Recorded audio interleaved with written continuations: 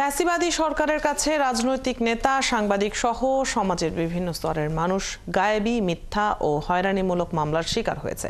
দেশে এখন ন্যায় বিচার প্রতিষ্ঠিত হচ্ছে। বৃহস্পতিবার দুপুরে কক্সবাজারের আদালতে বিচারাধীন দুটি মামলা থেকে খালাস পাওয়ার পর সাংবাদিকদের কথা জানান বিএনপির স্থায়ী কমিটির সদস্য সালাউদ্দিন আহমেদ।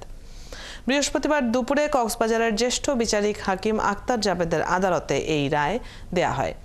সাংবাদিকদের তিনি আরও জানান, রাজনৈতিক উদ্দেশ্যমূলক ভিত্তিহীন মিথ্যা মামলা থেকে আদালত তাকে মুক্তি দিয়েছে। এ সময় কক্সবাজারের সিনিয়র আইনজীবী অ্যাডভোকেট আবু সিদ্দিক ওসমানী জানান, দীর্ঘ 17 বছর ধরে এই মামলায় কোনো সাক্ষী আদালতে হাজির হয়নি। মামলা দুটি ফৌজদারি কার্যবিধির 249 ধারায় খারিজ করে সব আসামিকে অব্যাহতি দেওয়া হয়।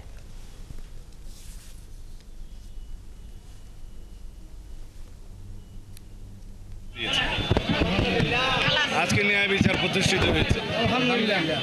অতীতে যত অন্যায়, ভিত্তিহীন, মিথ্যা, রাজনৈতিক উদ্দেশ্য প্রণোদিত যত গায়েবী মামলা বাংলাদেশে দেয়া হয়েছে, রাজনৈতিক নেতাকর্মী সহ সমাজের বিভিন্ন স্তরের মানুষ, এমনকি সাংবাদিকদের বিরুদ্ধেও সকল মিথ্যা, হয়রানিমূলক, রাজনৈতিক উদ্দেশ্য প্রণোদিত গায়েবী সমস্ত মামলা প্রত্যাহার হোক এবং আদালত থেকে অব্যাহতিপ্রাপ্ত হোক এবং খালাস হোক।